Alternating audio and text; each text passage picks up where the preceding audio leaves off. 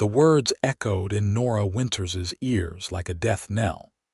As she stood alone on the dusty platform of the White Pine, Nevada train station in the blazing August heat of 1878, watching the man she had traveled 2,000 miles to marry board the very same train that had delivered her just an hour before.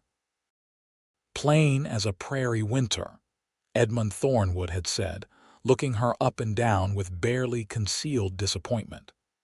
I expected someone with at least a measure of beauty to recommend her. I'm afraid I cannot proceed with this arrangement. Nora had stood there in her best traveling dress. The blue cotton faded from the long journey from Philadelphia. Her auburn hair pinned neatly beneath her bonnet. Her freckled face burning with humiliation as the man turned on his polished heel and walked away. She had sold everything she owned to afford the train ticket west after answering his advertisement for a wife.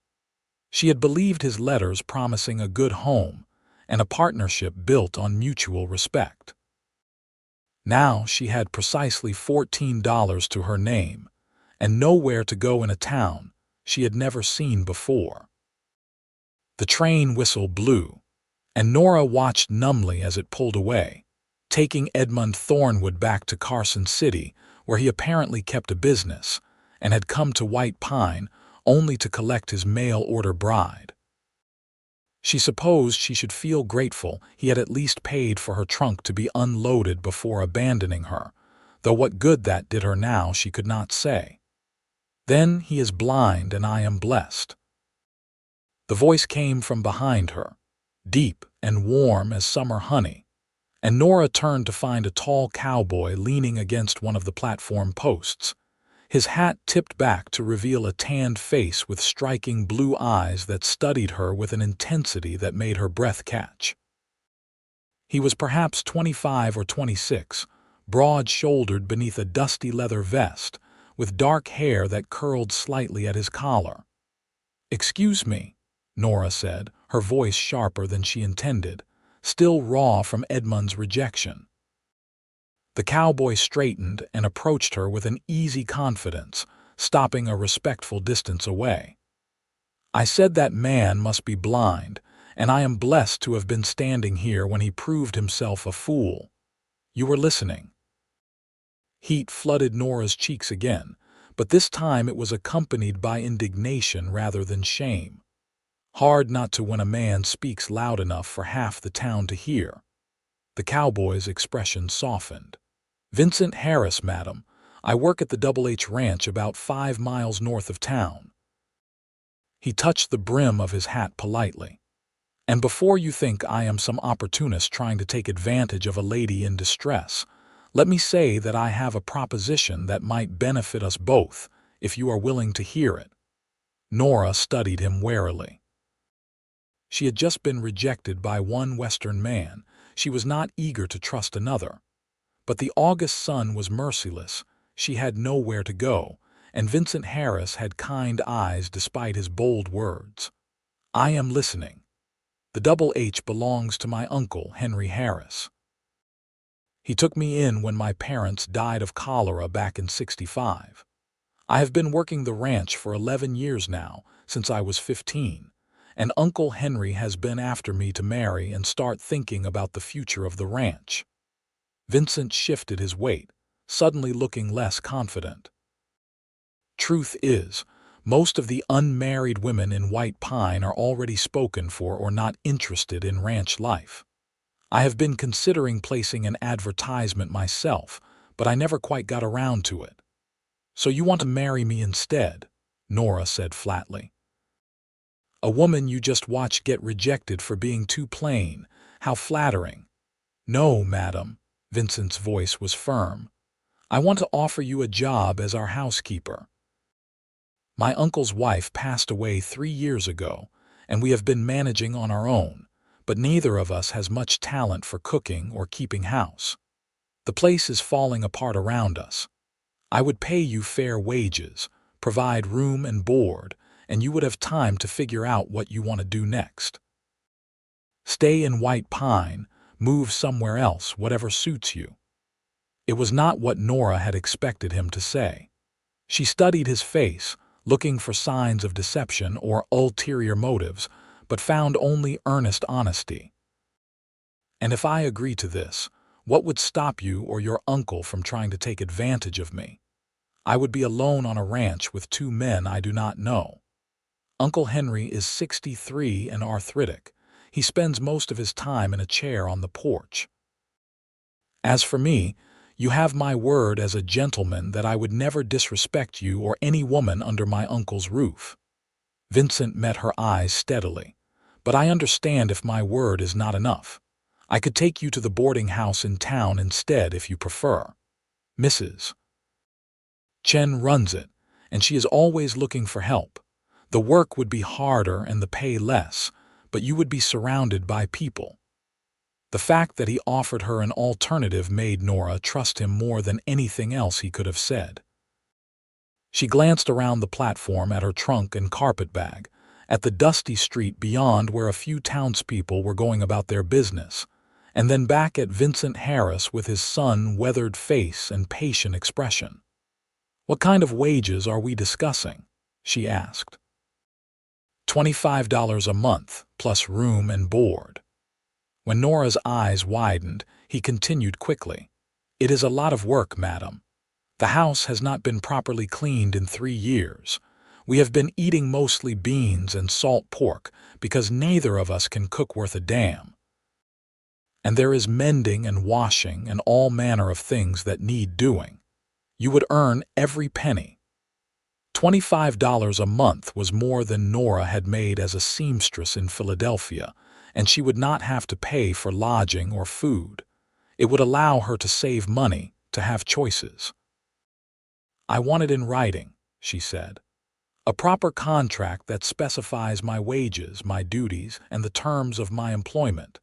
Vincent's face broke into a smile that transformed his serious features into something warm and engaging. "Yes, madam. We can stop by the lawyer's office on the way out of town and have him draw something up proper." "Then I accept your offer, Mr. Harris." "Vincent, please. And might I know your name?" "Nora Winters." "Well, Miss Winters, let me get your trunk loaded on the wagon, and we will get you settled at the ranch." The ride to the Double H Ranch took them through landscape, unlike anything Nora had seen in Philadelphia. The Nevada desert stretched in all directions, dotted with sagebrush and punctuated by distant mountains that rose like jagged teeth against the brilliant blue sky. The August heat was dry and intense, but there was something appealing about the vast openness after a lifetime in the crowded eastern city. Vincent handled the wagon with practiced ease, pointing out landmarks as they traveled. "That is the Miller Ranch to the east. They run mostly sheep, which causes some tension with the cattle ranchers, but they are good people. To the west is the Johansson place, though they are talking about selling and moving to California. The water is getting scarcer every year, and some folks think it is only going to get worse." "Is water a problem at your ranch?" Nora asked. "We have a good well and a creek that runs through the property. It slows down in late summer, but it has never gone completely dry, not even in the worst years." He glanced at her. "I know the desert seems harsh, but there is a beauty to it once you get used to it. And the ranch is green where we have water. My aunt planted cottonwoods around the house before she passed, and there is a vegetable garden that has gone mostly to weeds, but could be brought back if someone had the time and inclination." They stopped in town at the lawyer's office, a small building on Main Street next to the general store. The lawyer, a thin man named Mr. Peterson, drew up a simple contract specifying Nora's duties and wages. Vincent signed it without hesitation, and Nora felt some of her anxiety ease as she folded the paper and tucked it into her reticule. The Double H Ranch house came into view as they crested a low hill. It was a sprawling single-story structure made of wood that had weathered to a silvery gray, with a covered porch that wrapped around the front and side. The cottonwoods Vincent had mentioned provided blessed shade, their leaves rustling in the hot breeze. Beyond the house stood a barn, a stable, and several smaller outbuildings. Cattle grazed in the distance, and Nora could see the glint of water from the creek Vincent had described. An older man sat on the porch in a rocking chair, and he stood slowly as the wagon approached, leaning heavily on a cane. This had to be Henry Harris. He had the same striking blue eyes as his nephew, though his hair was white and his face was deeply lined. "Uncle Henry, this is Miss Nora Winters," Vincent said as he helped Nora down from the wagon. "She has agreed to be our housekeeper. Miss Winters, this is my uncle, Henry Harris." "Welcome to the Double H, Miss Winters," Henry said, his voice gruff but not unkind. "I hope my nephew explained that we are a pair of bachelors who have let this place go to ruin. If you can work miracles, we will consider you a saint." "I do not work miracles, Mr. Harris, but I am a hard worker," Nora replied. "That is all we ask." Henry's sharp eyes moved to Vincent. "You get her settled in Martha's old room. I imagine Miss Winters would like to rest after her journey." Vincent carried Nora's trunk through the front door, and Nora followed, bracing herself for whatever mess awaited inside. The reality was both better and worse than she had imagined. The house itself was well built with good furniture, but dust covered every surface, dishes were piled in the kitchen, and there were cobwebs in the corners. It smelled of wood smoke, leather, and neglect. "I know it is bad," Vincent said apologetically as he led her down a hallway. "We spend most of our time working the ranch, and when we come in at night, we are too tired to do more than eat and sleep." He pushed open a door to reveal a bedroom that was cleaner than the rest of the house, with a brass bedstead, a wardrobe, a washstand, and a window that looked out toward the creek. "This was my Aunt Martha's room. Uncle Henry could not bear to go in it after she died, so it has stayed mostly untouched. I dusted it out last month, but I know it needs more work." "It is lovely," Nora said honestly. The room was simple but comfortable, and after expecting to share cramped quarters in a boarding house or worse, it felt like a luxury. "I will leave you to get settled. Supper is usually around 6, though I should warn you that it will likely be beans and biscuits unless you feel up to cooking tonight, which I would certainly not expect on your first day." Vincent set her trunk at the foot of the bed. "The necessary is out back, and there is a pump in the kitchen for water. If you need anything, just holler." After he left, Nora sat on the edge of the bed and allowed herself a moment to simply breathe. This morning she had been on a train, full of hope and nerves about meeting her betrothed. By noon she had been rejected and abandoned. Now, as the afternoon sun slanted through the window, she found herself in a strange house in the Nevada desert, about to start a life she had never imagined. She thought of Edmund Thornwood's cold eyes as he called her plain, and then she thought of Vincent Harris saying that Edmund must be blind. It had been a bold thing to say to a stranger, perhaps too bold, but there had been genuine indignation in his voice, as if he truly believed Edmund had been a fool to walk away. Nora unpacked her few belongings, hanging her 2 spare dresses in the wardrobe and arranging her brush, mirror, and toiletries on the washstand. Then she changed from her traveling dress into her simple work dress and went to survey the kitchen. It was as bad as Vincent had warned. Dishes were stacked haphazardly near a dry sink. Pots hung from hooks but were crusted with old food, and the pantry was stocked almost entirely with beans, flour, salt pork, coffee, and not much else. But there were potatoes in a bin and onions hanging from the ceiling, and Nora decided she could at least make a decent supper. She spent the next several hours scrubbing dishes, cleaning the stove, and preparing a meal of salt pork, fried potatoes with onions, and proper biscuits. It felt good to work with her hands, to have a purpose and a place, even if that place was temporary. Vincent came in just before 6, dusty and tired, and stopped in his tracks when he saw the kitchen. "You did not have to do all this today." "I needed to in order to cook," Nora said practically. "Where does your uncle eat? At the table or in his chair?" "He usually eats on the porch. His joints hurt less when he can keep them moving, and the rocking chair helps." They ate as the sun set, turning the desert sky brilliant shades of orange and pink. Henry kept up a steady stream of commentary about the ranch, the cattle, and the neighbors, while Vincent ate with the focused intensity of a man who had been doing hard physical labor all day. Nora found herself relaxing despite the strangeness of the situation. There was something comfortable about the rhythm of their conversation. The way Henry teased Vincent about a fence that needed mending. The way Vincent defended his work with good-natured protests. "This is the best meal I have eaten in 3 years," Henry said when he had finished, and Vincent nodded in fervent agreement. "It was just salt pork and potatoes," Nora said, embarrassed by their praise. "It was hot food that did not taste like charcoal, which is more than we usually manage," Vincent replied. "You are already proving worth every penny we are paying you." Over the following days, Nora threw herself into the work of reclaiming the ranch house. She scrubbed floors, washed windows, beat dust from curtains, and organized the chaotic pantry. She discovered that someone, probably Martha Harris, had once kept a lovely home, and it was satisfying to bring that beauty back to light.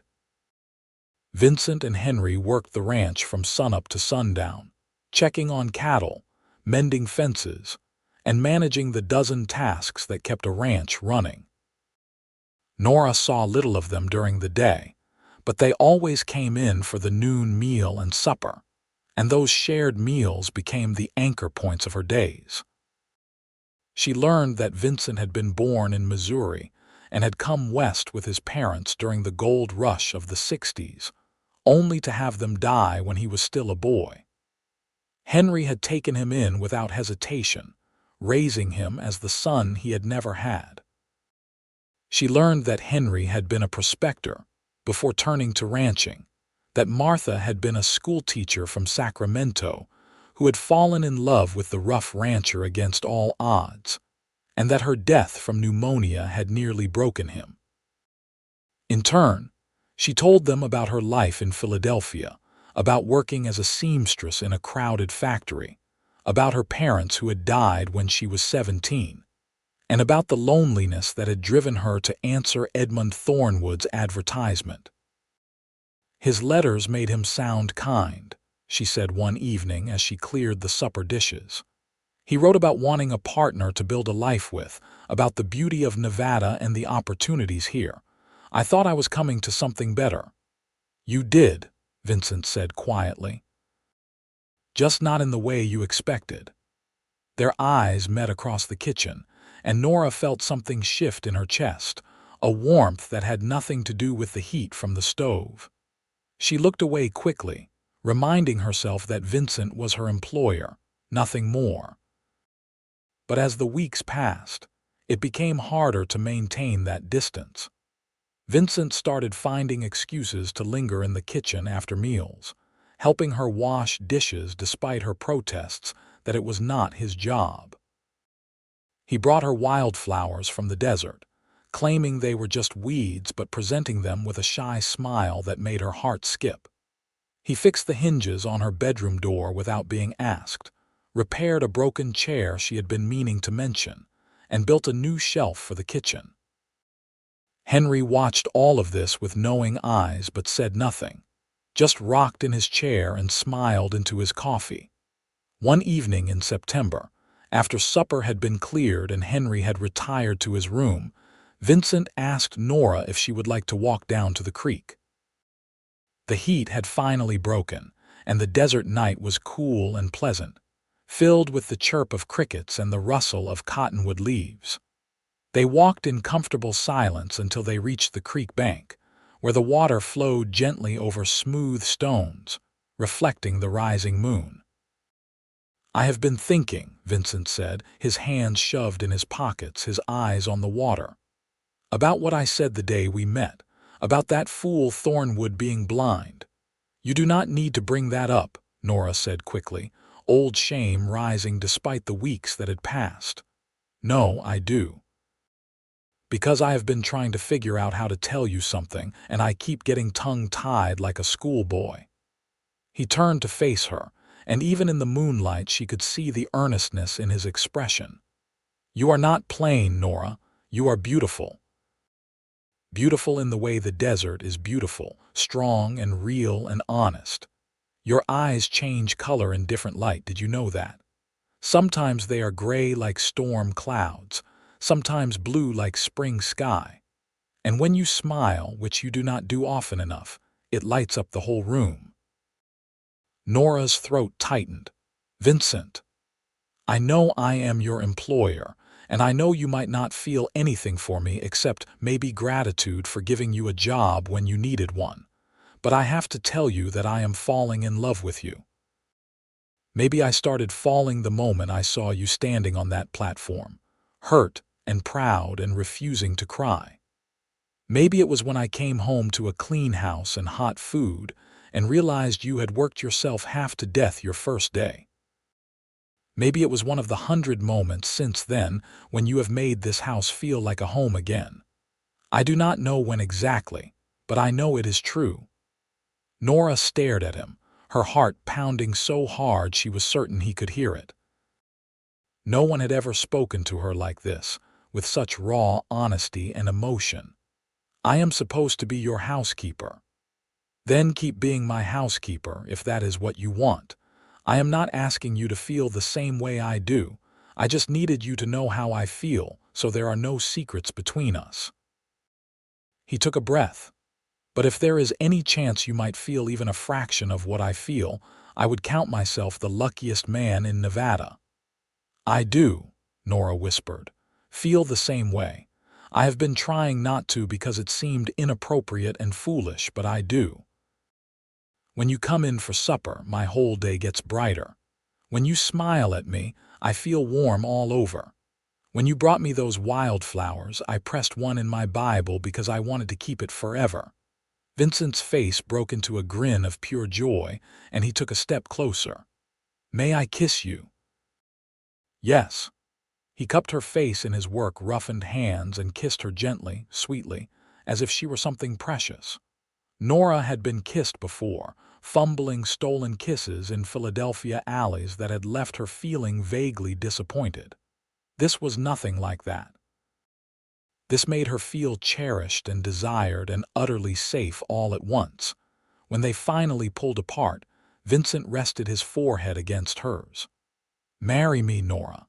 Not because you need a home or security, but because I love you and I want to spend my life with you. We can have a long engagement if you want, time for you to be sure, but say you will at least consider it." "I do not need time," Nora said, surprising herself with the certainty in her voice. "I came west to marry a man I barely knew based on letters and hope. Now I am saying yes to a man I have lived with, worked beside and talked with every day for 2 months. I have never been more sure of anything. Yes, Vincent Harris, I will marry you." They were married in October, a simple ceremony in the White Pine Church with Henry as witness and half the town in attendance. Nora wore a new dress she had sewn herself from blue calico, and Vincent wore his best suit with a string tie that Henry swore made him look like a gambling man. Mrs. Chen from the boarding house came and embraced Nora after the ceremony. "I heard what happened with that Thornwood man," she said in her accented English, having emigrated from China 15 years before. "He was a fool. This one, he is a good man. You will be happy." They were. Nora moved her belongings from Martha's old room into Vincent's larger bedroom at the end of the hall, and she discovered that marriage to a man she loved was nothing like she had imagined. Vincent was tender and passionate, patient with her inexperience, and determined to make her happy in every way. The ranch became truly hers in a way it had not been when she was just the housekeeper. She threw herself into reviving Martha's old vegetable garden, planting late-season crops and planning for spring. She learned to can and preserve, to manage the household accounts, to doctor a sick calf when Henry taught her how. She made friends with the neighboring ranch wives, who welcomed her warmly and shared recipes and advice.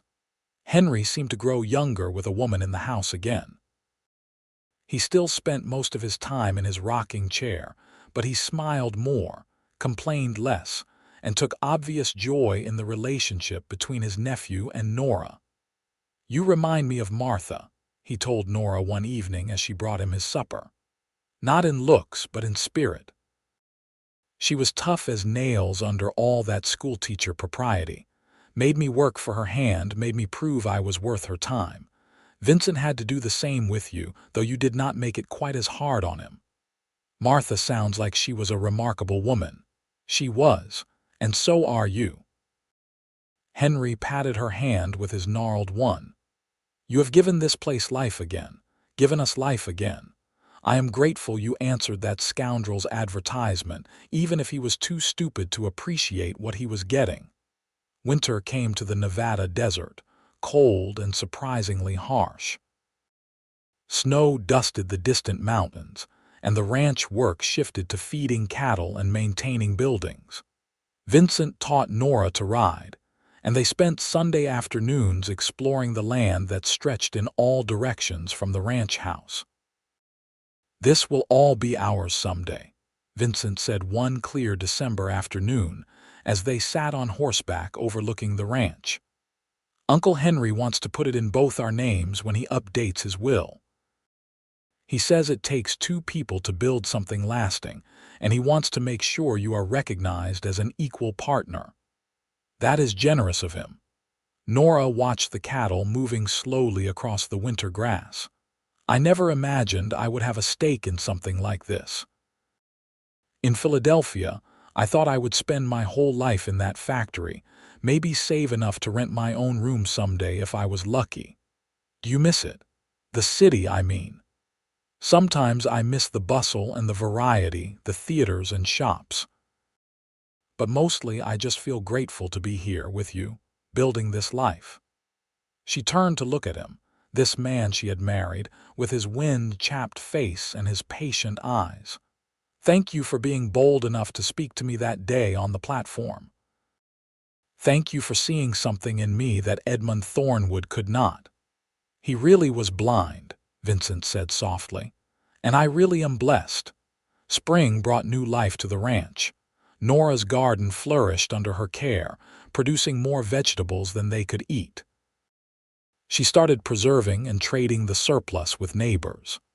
The cattle produced strong calves, and Vincent and Henry hired 2 ranch hands to help manage the growing herd. In May, Nora realized she was pregnant. She told Vincent while they were washing dishes after supper, unable to keep the news to herself any longer. He dropped the dish he was drying, and it shattered on the floor.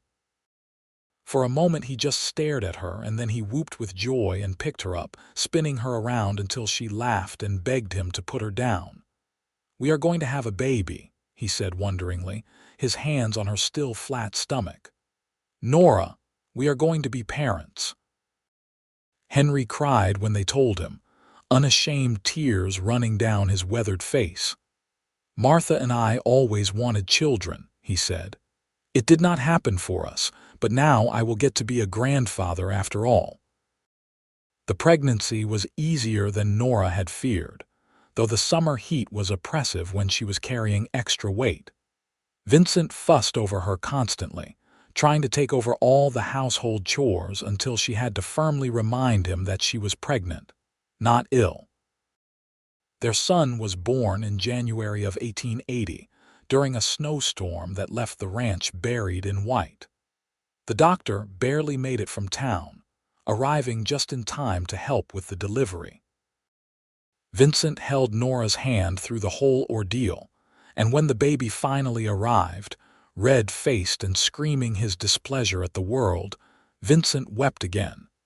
They named him Henry, after the man who had given them both a home. Little Henry was a happy baby, curious and active, and he wrapped both his father and great-uncle around his tiny finger. Nora had never seen Vincent so gentle as when he held his son, singing off-key lullabies and pacing the floor during fussy nights.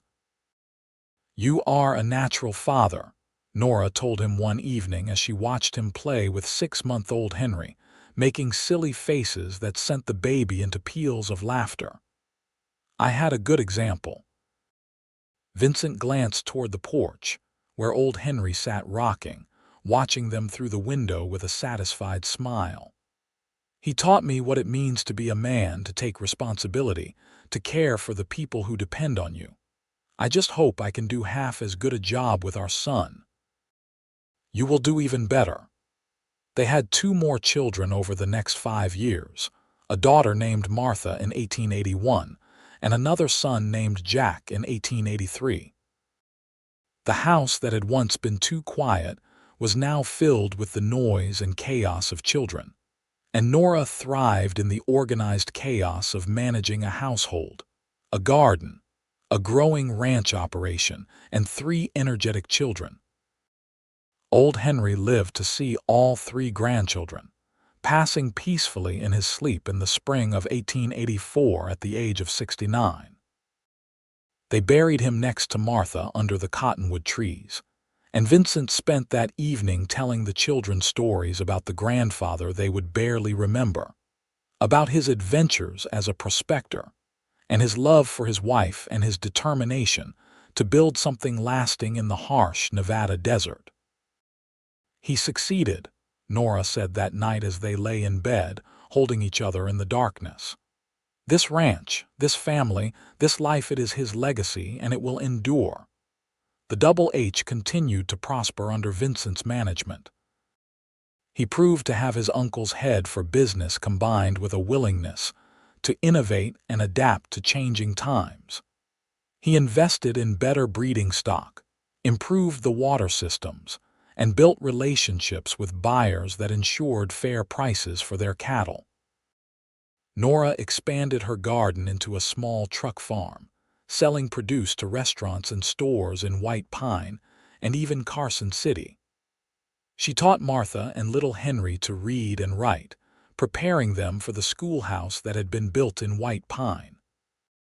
She served on the church committee and organized a library subscription for the town.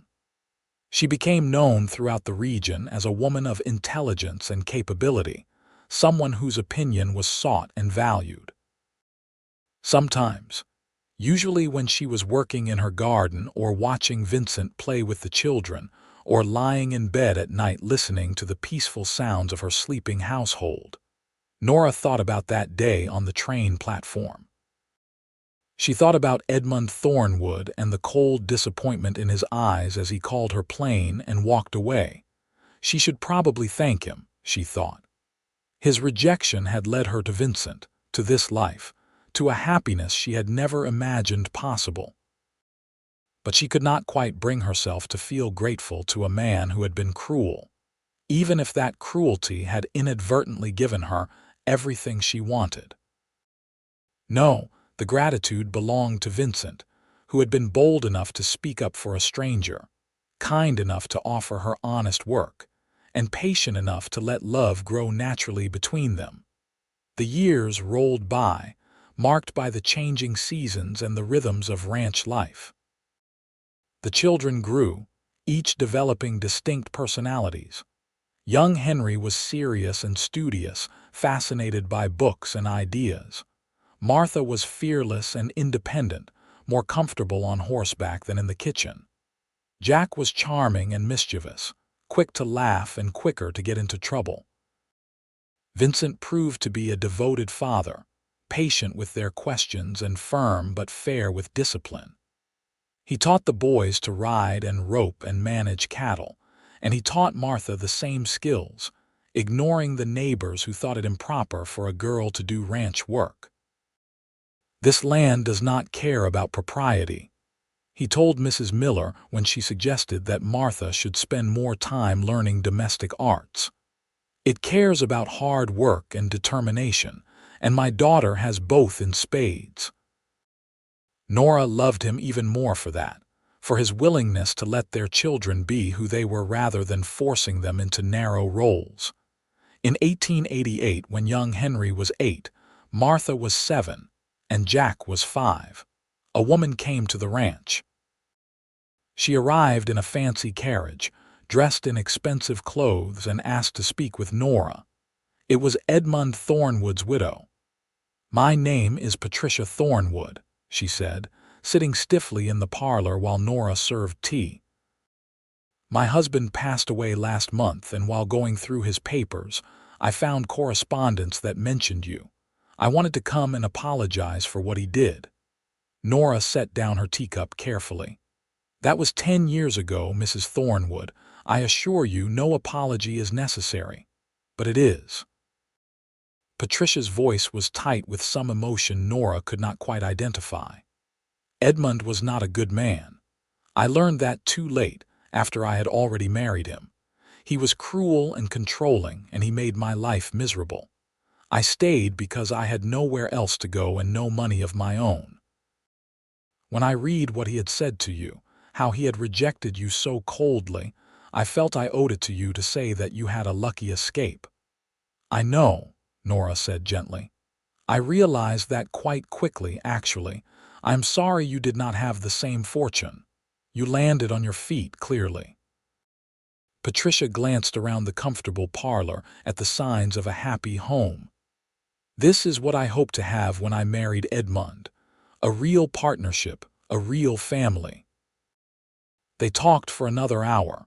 Two women who had both intersected briefly with Edmund Thornwood and taken very different paths from that intersection.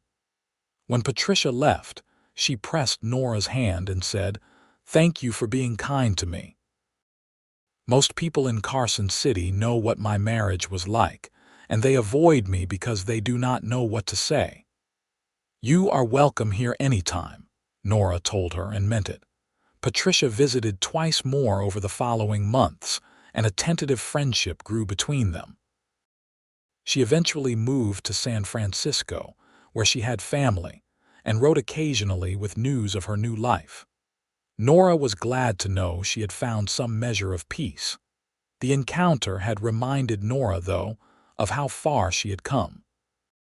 From a rejected mail-order bride with $14 and nowhere to go, she had become a successful ranch wife, a mother, a respected member of her community.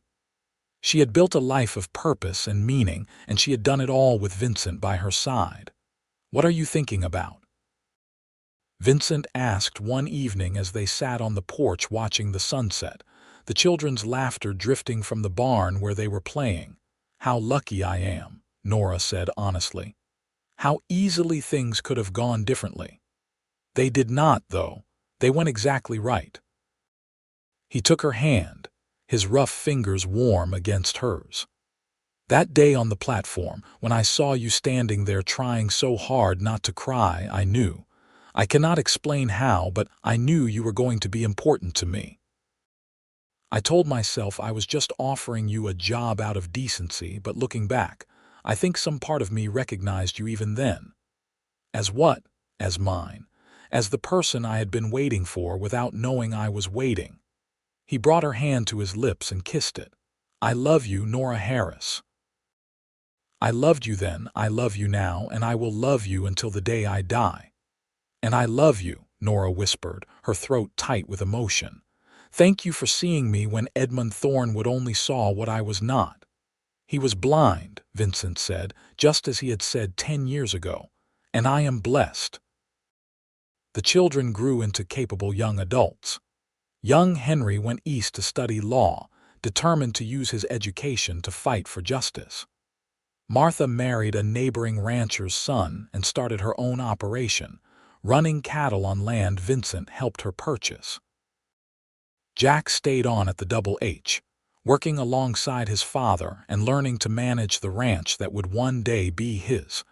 Vincent and Nora grew older together, their love deepening into something comfortable and enduring. They added a room onto the house for the grandchildren who started arriving as young Henry, Martha, and Jack married and had families of their own. The ranch continued to thrive, adapting to the changing times as the wild frontier gradually gave way to something more civilized.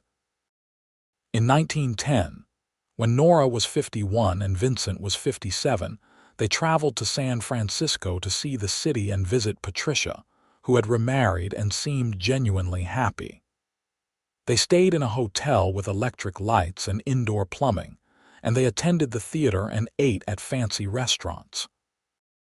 "This is wonderful," Nora said as they walked along the waterfront, "but I am ready to go home." "So am I," Vincent agreed. "The city is exciting, but it is not ours." They returned to the Double H, to the desert landscape they had come to love, to the ranch they had built together. Their children visited often with the grandchildren, filling the house with noise and laughter. Vincent taught the grandchildren to ride just as he had taught his own children, and Nora read them stories and taught them their letters. On a warm evening in June of 1925, when they were both in their 60s, Nora and Vincent sat on the porch watching another spectacular desert sunset. The ranch was quiet, the children grown and living their own lives, and it was just the two of them again as it had been in the beginning. "Do you ever wonder what your life would have been like if Edmund Thornwood had not rejected you?" Vincent asked. Nora considered the question seriously. "I imagine it would have been cold and lonely and utterly miserable. I thank God every day that He showed His true nature before I was bound to Him." "I thank God for it too," Vincent said. "Selfish as that might be, it is not selfish, it is honest." Nora leaned her head on his shoulder, breathing in the familiar scent of him, leather and sage and home. "We have had a good life, Vincent Harris, the best life, and it is not over yet. We have years left to enjoy each other and our family and this place we have built together." They did have years left, many of them. They watched their grandchildren grow and have children of their own. They celebrated their 50th wedding anniversary in 1929 with a huge party that brought people from all over Nevada. They adapted to automobiles and telephones and radios, marveling at how much the world had changed since that day in 1878 when they had met on a train platform in White Pine. Vincent passed away peacefully in his sleep in 1938 at the age of 85. And Nora held his hand as he took his last breath, whispering that she loved him and would see him again someday. She buried him next to his uncle and aunt under the cottonwood trees, and she visited his grave every single day for the remaining years of her life. She lived to be 92, sharp-minded and energetic until the end, still managing her garden and offering advice to her children and grandchildren who ran the ranch. When she died in 1951, she was surrounded by 3 generations of the family she and Vincent had created, and her last words were his name. They buried her next to Vincent, and the whole town of White Pine turned out for the funeral. The preacher spoke of her contributions to the community, of her kindness and strength and determination. But young Henry, now a distinguished lawyer and grandfather himself, was the one who gave the eulogy that truly captured who Nora had been. "My mother came west as a mail-order bride," he said, his voice steady despite the emotion in his eyes.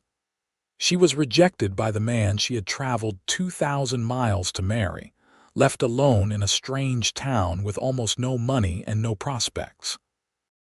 A lesser woman might have been broken by that experience, might have given up or accepted defeat. But my mother was not a lesser woman. She took the opportunity my father offered her, and she turned it into something magnificent. She turned it into a home, a family, a legacy that will endure for generations. She taught us all that rejection is not the end of the story, it is merely the beginning of a better one. And she showed us every single day what true love looks like when it is built on respect and partnership and genuine affection. He paused, and when he spoke again, his voice was thick with tears. My father used to tell the story of the day they met. He said that the man who rejected my mother was blind, and that he himself was blessed to have been in the right place at the right time. That was true, but it was only part of the truth. The complete truth is that they blessed each other, every day in 1,000 small ways, until those small blessings added up to a lifetime of love. That is the legacy my mother leaves us. Not just this ranch or the family she raised, but the example of what it means to build a life with someone, to choose each other every day, to turn rejection into redemption and loneliness into love. The family gathered at the ranch after the funeral, filling the house that Nora and Vincent had built together with life and noise, just as they had always done. The grandchildren and great-grandchildren ran through the garden that Nora had tended for more than 70 years. The adults shared stories and memories, laughing and crying in equal measure.